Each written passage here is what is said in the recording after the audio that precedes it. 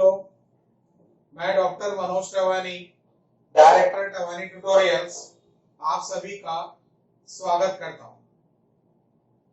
Let's continue with our topic reproduction in lower and higher animals.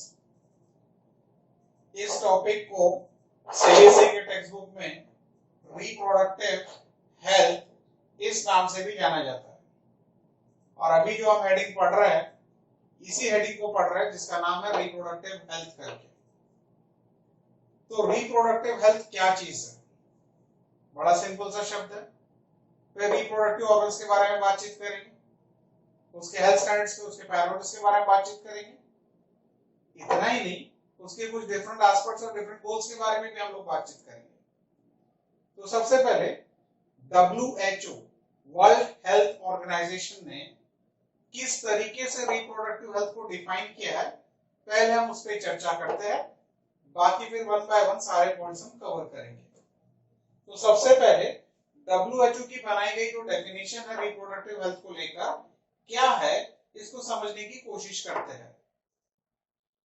Definition: total wellbeing in all aspects of reproduction.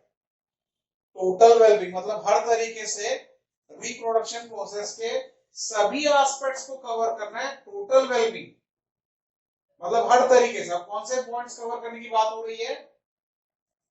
Emotional aspect, behavioural aspect, social aspect, physical aspect. वैसे तो ये सारे शब्द अपने आप में self explanatory है, फिर भी मैं उसे अपनी तरफ से एक्सप्लेन करूंगा। आप और हम जनरली पर्सनल लेवल पे जब हम बात करते हैं तो हम कोशिश करते हैं कि हमारे हर बॉडी पार्ट्स को हम क्लीन, नीट, टाइडी मेंटेन करें। तो जब हम हमारे सेक्स ऑर्गन्स को clean, neat, tidy, well level में अपने मेंटेन करने की कोशिश करते हैं तो हम बात करेंगे कि हमने क्या अचीव किया है, फिजिकल वेलबींग को अचीव किया है। ठीक है। सोशल वेलबींग यानी क्या आप और मैं ऐसे कुछ गिने चुने व्यक्ति करने से ये काम हो जाएगा? बिल्कुल नहीं। सोसाइटी के हर सदस्य ने अपने पर्सनल लेवल पर ये सारी चीजों को केयर करना चाहिए। Then we will use the word social wellbeing. Then we have the word behavioural and emotional. Now what is emotional and what is behavioural? Say for example हमारे रिप्रोडक्टिव ऑर्गन स्पेशली फीमेल्स में during pregnancy lot many changes are there, right? तो उस दौरान जो female के sex organs में ढेर सारे चेंजेस आ रहे हैं, तो फीमेल का जो इमोशनल और बिहेवियरल पैटर्न है वो काफी सारा चेंज हो जाता है, राइट? इमोशनल मतलब फीलिंग्स, ठीक है, वो चेंज हो जाती है। बिहेवियर मतलब well working system related to sex organs, वो चेंज हो जाता है। तो ये सब सारे एस्पेक्ट्स को हम केयर करते हैं अलग अलग लाइफ के अलग अलग स्टेजेस पर। इन चारों एस्पेक्ट्स को जब हम वर्कआउट करते हैं तो हम एक हेल्दी रिप्रोडक्टिव सोसाइटी को वेल एस्टैब्लिश करते हैं। ये है WHO की definition for reproductive health. Reproductive health को हम एब्रिविएटेड फॉर्म में RH, देख लीजिए, RH फॉर्म में भी हम नोटेड फॉर्म में लिख सकते हैं। अब आप जानते हैं कि इंडिया एक बहुत ही बड़ा कंट्री है पॉपुलेशन के पॉइंट ऑफ व्यू से। कुछ फिगर्स मैं आपसे शेयर कर लेता हूं जो आप सभी जानते भी होंगे। भारत देश जब आजाद हुआ था तो उस वक्त भारत देश की जो आबादी थी वो थी 350 मिलियन, यानी कि लगभग 35 करोड़। सन 2000 में हम लोग ने 100 करोड़ का आंकड़ा क्रॉस कर लिया। सन 2011 में हम लोग 1.2 बिलियन हो गए, और सन 2020 में हम 1.35 बिलियन है।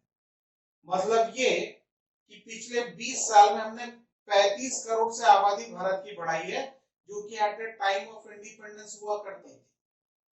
तो इस बढ़ती हुई आबादी को रोकना is also one of the very crucial role to maintain the good reproductive health system. तो भारत देश ने अलग अलग टाइप के प्रोग्राम स्टार्ट किए हैं ये सारी एक्टिविटीज के पॉइंट ऑफ व्यू से. So to attain total reproductive health, India launched a national level programme. India ने एक नेशनल लेवल प्रोग्राम लॉन्च किया हुआ है. और क्या है ये national level programme? Reproductive and child health care programmes. क्या नाम दिया उसको? Reproductive and child health care programmes. इसको शॉर्ट में RCH के नाम से भी जाना जाता है. where R word represents reproductive का R, C word represents child का C और health word comes from H, health. तो भारत सरकार इसको reproductive and child health programme के नाम से अलग अलग एस्पेक्ट्स ऑफ हेल्थ केयर को अचीव करने के लिए प्रयासरत है, कोशिश करती रहती है. तो अब हम डिस्कस करते हैं ये जो national level programme Indian government ने लॉन्च किया है RCH, इसके क्या गोल्स है. जब भी हम एक प्रोग्राम ऑर्गेनाइज करते हैं तो उसके पीछे हमारा एक मोटो होता है.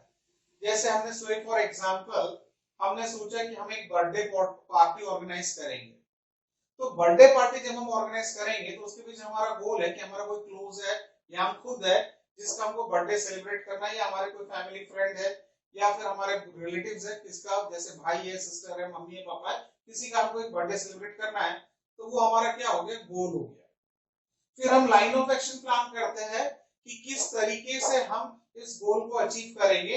एक अच्छा फंक्शन हम कैसे सेलिब्रेट करेंगे, कैसे उस बर्थडे वाले पर्सन को हम सरप्राइज देंगे, कौन कौन से गेस्ट को इनवाइट करेंगे, क्या क्या फूड आर्टिकल्स होंगे.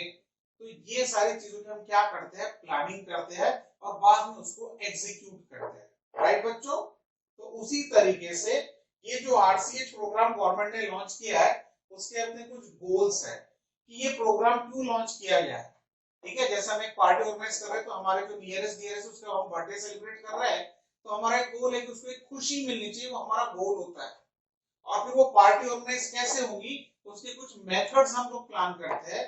तो पहले हम यहाँ गोल्स की बात करेंगे कि RCH प्रोग्राम के गोल्स क्या है, मोटिव क्या है, और बाद में हम यहाँ पर बात करेंगे कि उन गोल्स को अचीव करने के लिए हम क्या करेंगे. जैसे एक पार्टी को फुलफिल करना है तो उसके लिए हमको क्या क्या तैयारी करनी पड़ेगी, किससे कॉन्ट्रैक्ट करना पड़ेगा, क्या हमारे मेन्यूज होंगे, किस टाइप का केक होगा. तो ये सारी चीजें हम क्या करते हैं? प्लान आउट करते हैं. यानी कि उसको अचीव करने का हमारा बेस्ट टू बेस्ट पॉसिबल तरीका क्या हो सकता है. तो what are the goals of RCH programme और उसको अचीव करने के हम लोग क्या क्या कर सकते हैं, इसकी वन बाय वन हम एक समरी लिस्ट तैयार कर रहे हैं और उसको हम एक एक करके डिस्कस करेंगे भी आपके सामने. तो गोल्स में सबसे इंपॉर्टेंट पॉइंट आ रहा है to create awareness among people. एक रिप्रोडक्टिव हेल्दी सोसाइटी पाने के लिए इन चारों लेवल्स पर हमें लोगों में ज्यादा से ज्यादा जागरूकता लानी पड़ेगी. ये सब हम कैसे करेंगे, ये सब हम बाद में डिस्कस करेंगे. अचीव कैसे कर सकते हैं इसको, तो लोगों में ज्यादा से ज्यादा जागरूकता लाना ये पहला हमारा इंपॉर्टेंट मिशन हो सकता है. दूसरा है to provide facilities to people to understand and build up a proper reproductive health. मतलब लोगों को हमको फैसिलिटीज के बारे में बताना पड़ेगा, उनको अच्छे से समझा के बताना पड़ेगा कि एक अच्छी रिप्रोडक्टिव हेल्थ के लिए क्या क्या सरकार उनके लिए कोशिश करती है, किस तरीके से उनको फैसिलिटीज का बेनिफिट ले सकते हैं, किस तरीके से एक अच्छी रिप्रोडक्टिव हेल्थ को डेवलप कर सकते हैं. Then to provide support for building up reproductive healthy society. तो सिर्फ ये फैसिलिटीज हमको समझाने से तो काम नहीं होगा ना, उसके लिए उसको लगने वाला जो इंफ्रास्ट्रक्चर है वो भी सरकार को डेवलप करके देना पड़ेगा. तो वो जो भी सपोर्ट सरकार डेवलप करके दे रही है that is called as support for building up reproductive healthy society. ठीक है, सबसे इंपॉर्टेंट पॉइंट पे आते हैं. गोल्स का सबसे इंपॉर्टेंट पॉइंट क्या है? To bring change in 3 critical health indicators. Critical मतलब बहुत ही क्रूशियल. कौन से 3 हेल्थ इंडिकेटर्स होंगे एक अच्छी रिप्रोडक्टिव हेल्दी सोसाइटी को एंजॉय करने के लिए? उसमें पहला इंडिकेटर बोला जा रहा है to decrease total infertility rate. मतलब क्या हुआ, आज समाज में हम इंसान लोग काम काज में इतने ज्यादा उलझ गए हैं कि कई कपल्स हमारे नजर में आते हैं सोसाइटी में कि जिनको बच्चा नहीं हो पा रहा है. तो जिन कपल्स को बच्चा नहीं हो पा रहा है उसमें शायद मुमकिन है आइदर मेल पार्टनर या फीमेल पार्टनर में इनफर्टिलिटी की प्रॉब्लम है, मतलब मेल गैमेट या फीमेल गैमेट शायद ठीक से नहीं बन पा रहा है। तो ऐसे जो इनफर्टिलिटी के केसेस है हमको समाज में कम से कम करने, डिक्रीज करने हैं, ये हमारे मेन मोटो है इसमें। फिर decrease infant mortality rate. Infant यानी कौन? न्यूबॉर्न चाइल्ड, जो अभी अभी इस दुनिया में आया मां के गर्भ से बाहर। अब न्यूबॉर्न बेबीज जो होते हैं, कई बच्चे जो होते हैं शुरुआती दिनों में इस दुनिया में आने के बाद due to some reasons, due to some infections, nutritional problems और many more reasons they die off. तो हमें ये छोटे नवजात शिशु की जो मोर्टेलिटी रेट है, मोर्टेलिटी रेट मतलब डेथ रेट, इसको परसेंटेज हमको घटाना है ताकि नवजात शिशु एक अच्छी प्रोलॉन्ग लाइफ जो गॉड ने उसको दी है वो अच्छी तरीके से जी सके। So to decrease infant mortality rate means we want to decrease the death rate of the newborn child. Then decrease maternal mortality rate. यानी कि कई बार क्या होता है कि मां जब एक बच्चे को जन्म देती है तो वो एक बहुत ही डिफिकल्ट प्रोसीजर से गुजरती है, कई मदर्स की उसमें जान चली जाती है। हमारे जो दादा दादी नाना नानी के जमाना हुआ करता था वहां तो ऐसा बोला जाता था कि बच्चे को डिलीवर करने के बाद अगर मां बच गई तो वो उसके लिए एक किस्म का पुनर्जन्म है, मतलब रीबर्थ। मतलब ये था कि उस जमाने में, मतलब आज से 50-60 साल पहले बच्चे को जन्म देते वक्त कई मदर्स की डेथ हो जाती थी। आज सरकार के इस कार्यक्रम की वजह से हमने कई पैरामीटर्स लेवल पर decrease maternal mortality rate, mortality का मैंने ऑलरेडी बताया आपको, डेथ रेट, यानी मदर की डेथ हो रही है बच्चे को जन्म देते वक्त, ये आज हम बड़े रेयरली कभी सुनते हैं। मतलब ये पैरामीटर्स हमने काफी अच्छे से अचीव कर लिया है। तो ये थे कुछ इंपॉर्टेंट गोल्स, और इनको अचीव कैसे किया जा सकता है इसको one by one we will discuss and we will elaborate totally all these things into 8 different points. So reproductive child health care program के goals को किस तरीके से अचीव कर सकते हैं, तो उसमें सबसे पहला और सबसे इंपॉर्टेंट पॉइंट क्या है? तो सबसे पहला सबसे इंपॉर्टेंट पॉइंट है by introduction of sex education. Schools है, कॉलेजेस है, एजुकेशन सिस्टम के जहां जहां प्लेटफॉर्म्स है वहां पर सभी जगह पर सेक्स एजुकेशन सिस्टम का एक पार्ट कंपलसरी उनके पढ़ाई का हिस्सा होना चाहिए। जैसे कि इस वक्त जो हम ये टॉपिक पढ़ रहे हैं इसी पॉइंट का एक हिस्सा है, because we are discussing all reproductive organs details and many more things, mother का pregnancy term, child delivery process, सभी कुछ लैक्टेशन पे हमने डिस्कस किया। ठीक है, अब ये इंपॉर्टेंट पॉइंट्स पे हम बातचीत कर रहे हैं, आगे और भी कुछ इंपॉर्टेंट पॉइंट्स पे हम बातचीत करेंगे, बर्थ कंट्रोल मेजर डिवाइसेस वगैरह। तो ये सब क्या है कि स्कूल कॉलेजेस लेवल पर क्या किया जा रहा है, एजुकेशन सिस्टम को एक हिस्से में इसको डाल दिया जा रहा है ताकि आप जैसे यूथ इन सारी चीजों को प्रॉपर्ली समझ सके। सो पहला इंपॉर्टेंट पॉइंट है इसमें to provide correct information about myths and misconceptions. कई यूथ अलग अलग तरीके की कोई मैगजीन्स, बुक्स या फिर कुछ इंटरनेट के माध्यम से गलत चीजों को ग्रहण कर लेते हैं and they think about the sex part in this particular way, in that particular way. ऐसे कुछ मिसकंसेप्शंस अपने दिमाग में जनरेट कर लेते हैं, कुछ ऐसे गलत थॉट्स अपने दिमाग में जनरेट कर लेते हैं। तो ये सारी चीजों को एक प्रॉपर एजुकेटिंग सिस्टम के थ्रू उनके सारे मिथ्स, मिसबिलीव्स, फॉल्स बिलीव्स, उनके सारे मिसकंसेप्शंस को दूर किया जा सकता है। That is the most crucial part of RCH programs. Then proper information about safe and hygienic sexual practice. किस तरीके से एक प्रॉपर सेक्सुअल प्रैक्टिस किया जा सकता है between male and female partner. Hygienic मतलब A से B को या B से A को किसी प्रकार से कोई डिजीज का ट्रांसफर ना हो, तो ये सारे मुद्दे पर भी हमको ध्यान देना होता है। उसी के लिए नेक्स्ट इंपॉर्टेंट पॉइंट है इंफॉर्मेशन ऑफ एसटीडी। एसटीडी का फुल फॉर्म होता है सेक्सुअली ट्रांसमिटेड डिजीज।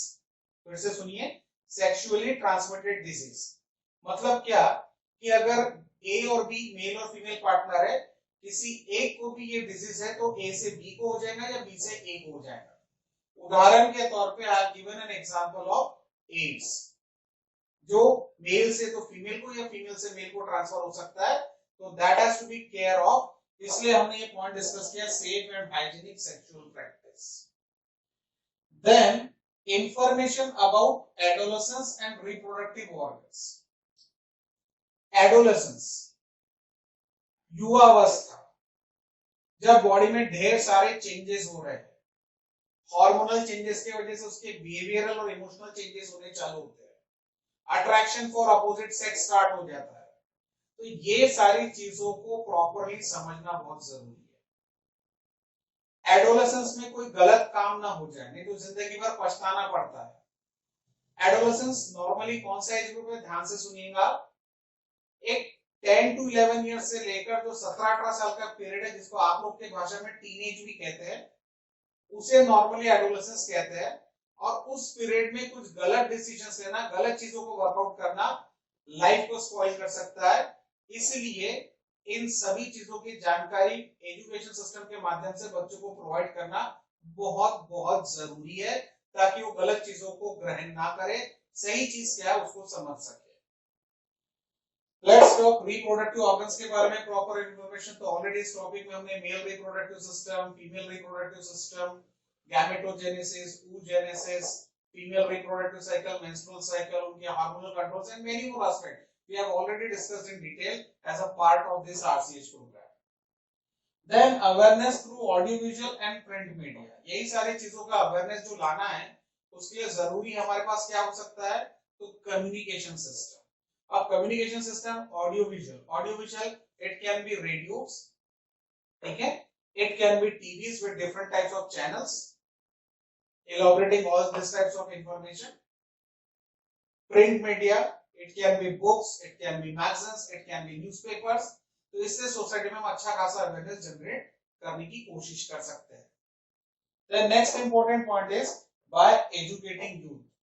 आप जैसी जो यंग जनरेशन है, उनको एक प्रॉपर एजुकेशन किस चीज का देना चाहिए, बर्थ कंट्रोल मेजर्स।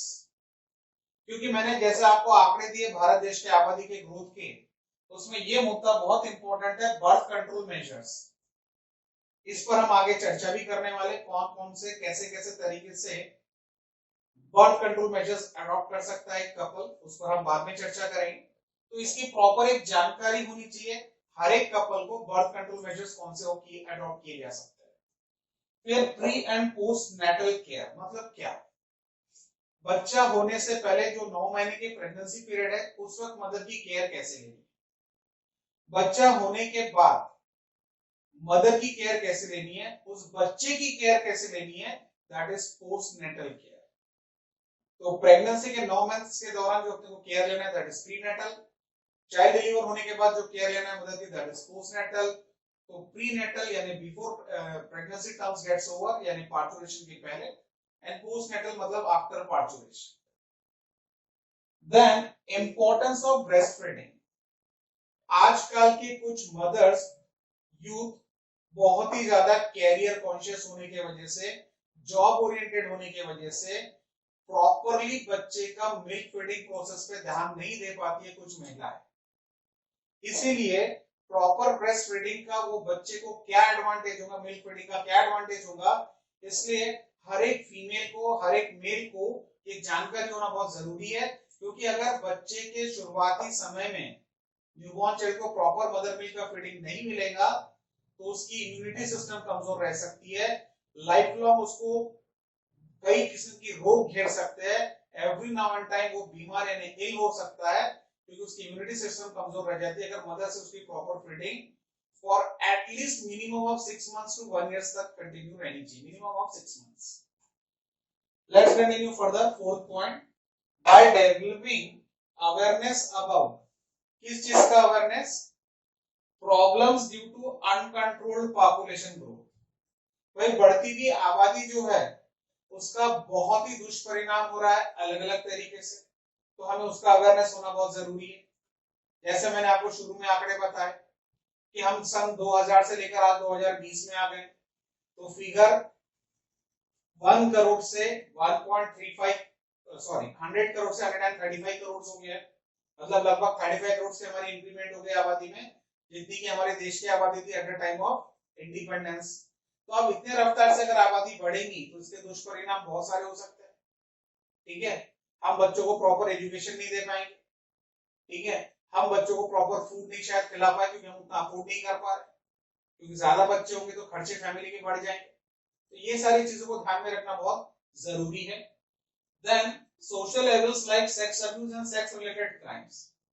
तो आबादी जितना ज्यादा बढ़ेगी, एजुकेशन सिस्टम उतना कम रहेगा, या फिर लोग प्रॉपर्ली एजुकेशन सिस्टम को एक्वायर नहीं करेंगे, देन ये सारे इश्यूज होना बहुत आम बात है। सेक्स अब्यूज या सेक्स रिलेटेड क्राइम्स होना बहुत ही कॉमन बात हो सकती है। Then necessary steps to prevent it. तो हमको सोसाइटी को अवेयर करना बहुत जरूरी है ये सारी चीजों से बचने के लिए। आबादी को रोकथाम करना थोड़ा जरूरी हो गया है, नहीं तो हमारे देश का एग्रीकल्चर फूड प्रैक्टिस उतना लोगों को फूड का नरिशमेंट प्रोवाइड नहीं कर पाएंगे, उतने लोगों के लिए हम लोग घर नहीं बना पाएंगे, उतने लोगों के शायद हम एजुकेशन सिस्टम ठीक से प्रोवाइड ना कर पाए जिस रफ्तार से ये आबादी हमारे देश की बढ़ रही है। इसलिए सारे मुद्दे के लिए अवेयरनेस लाना बहुत बहुत जरूरी है और इसके लिए नेसेसरी स्टेप्स लेना भी बहुत ज्यादा एसेंशियल है। The next point, by creating awareness about statutory ban on sex discrimination by amniocentesis और sonography। क्या होता है कि आप लोग ने सुना होगा कई कपल्स बच्चे का सेक्स डिटरमिनेशन करते हैं कि वो लड़का है या लड़की है, और सोसाइटी में कुछ फैमिलीज ऐसे है जो चाहते हैं कि उनको सिर्फ लड़का हो, उस कपल चाहता है कि लड़का हो लड़की ना हो, और ऐसे से तो काम नहीं बनेगा, क्योंकि अगर ये सोसाइटी को आगे बढ़ाना है तो लड़कियां भी चाहिए, क्योंकि बच्चा जो पैदा कर सकती है वो फीमेल है ना कि मेल, बराबर है, भली कंट्रीब्यूशन दोनों का है, तो बच्चा डेवलप करके दे कौन सकता है, that is female. So who is biologically superior sex, तो I will say biologically superior sex is female and not the male because she can produce the child. ठीक है, तो अब हम क्या कर रहे हैं, ये एम्नियोसेंटेसिस नाम की जो प्रोसेस है, जैसे आपको याद होगा बच्चा जो एक एमनियोटिक मेम्ब्रेन के अंदर डेवलप हुआ था जिसमें एमनियोटिक फ्लूइड होता था। ठीक है, तो एमनियोटिक फ्लूइड में बच्चे के बॉडी के कुछ सेल्स रहते हैं, तो अगर हम लोग एमनियोटिक फ्लूइड को रिमूव करके लैब में देते हैं तो उससे सेल से पता चल सकता है कि डेवलपिंग चाइल्ड मेल है या फीमेल है, तो उस टेक्निक को बोलते हैं एमनियोसेंटेसिस। तो एमनियोटिक फ्लूइड को डिराइव करते हैं हम और उसकी लैब टेस्ट करवाते हैं, या फिर सोनोग्राफी मशीन से भी पता किया जा सकता है, सोनोग्राफी चेक से, कि whether the developing child is male or female। तो ये इसको स्ट्रिक्टली गवर्नमेंट ने क्या किया है, बैन करके रखा है, नहीं तो जो सेक्स रेशियो होना चाहिए सोसाइटी में 1:1 का, यानी कि 50% मेल एंड 50% फीमेल, वो रेशियो हमारा डिस्टर्ब हो जाएगा जो कि ऑलरेडी हो चुका है। For every 1000 male in the human society we have almost 934 females in the human society for Indian circumstances, which is quite less. Then by creating awareness about child immunization program, नवजात शिशु newborn child यानी कि infant, TV में कई तरीके से आपको दिखाया जाता है अलग अलग चैनल्स के माध्यम से कि न्यूबॉर्न चाइल्ड को कौन कौन से वैक्सीनेशंस करवाते रहने चाहिए time to time. Even right at the time of child birth doctors हमको बताते हैं कि कौन कौन से समय पर कौन कौन सी वैक्सीनेशंस बच्चे को करानी है, ताकि फ्यूचर में उसको कभी किसी प्रकार की कोई डिजीज ना हो। उसके सेफ्टी के पॉइंट ऑफ व्यू से कुछ वैक्सीनेशंस उसको टाइम टू टाइम कराते रहना पड़ता है, तो इस पर हमको ध्यान देना बहुत जरूरी है, नहीं तो बच्चे की हालत खराब हो सकती है। Then by educating couples to reduce mortality rate of newborn and maternal mortality rate। अब कई कपल्स ऐसे होते हैं जो बच्चा गिरा देते हैं, एबॉर्शन करवा लेते हैं कि हमको बच्चा नहीं चाहिए, तो हम उसी मुद्दे पर बात कर रहे हैं, by educating couples to reduce mortality rate of newborn। अब ये बच्चा गिराने वाली बात, या फिर जो न्यूबॉर्न बच्चे की केयर नहीं करते उसकी वजह से बच्चे की डेथ हो जाती है, ये वाली चर्चा, या फिर to reduce maternal mortality rate, यानी कि मां ने बच्चे को जन्म देने के बाद कुछ मम्मी लोगों की जो डेथ हो जाती है, वो सारे मुद्दे पर हमको प्रॉपरली कपल्स को एजुकेट करना बहुत ज्यादा जरूरी है। इसलिए आपको शुरू में जो गोल्स की हमने बात की थी उसमें ये सभी पॉइंट्स पे हमने बात की थी, to reduce infant mortality rate and to reduce maternal mortality rate. वही मुद्दा हम वापस डिराइव कर रहे हैं यहाँ पर, और मुद्दा क्या है, न्यूबॉर्न यानी इन्फेंट के मोर्टेलिटी रेट को रिड्यूस करना है, मदर के मोर्टेलिटी रेट को रिड्यूस करना है। और ये कब हो सकता है, जब इनकी प्रॉपर एजुकेशन हम कपल को देते हैं। Then the next and the last most important is to motivate the society. To motivate the society for what? To have smaller families by using various birth control methods.